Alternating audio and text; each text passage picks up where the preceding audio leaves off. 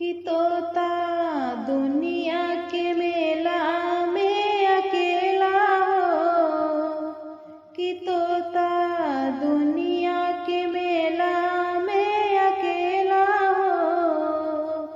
अचक कौनो खेला हो जाई, तोता दुनिया के मेला में अकेला हो। अचक कौनो खेला हो जाई, तोता दुनिया के मेला में अकेला हो।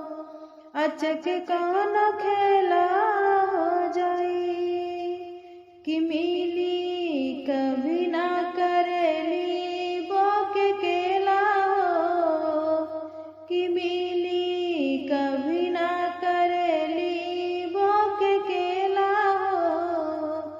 अचक कौनो खेला हो जाई, कि तोता दुनिया के मेला में अकेला हो।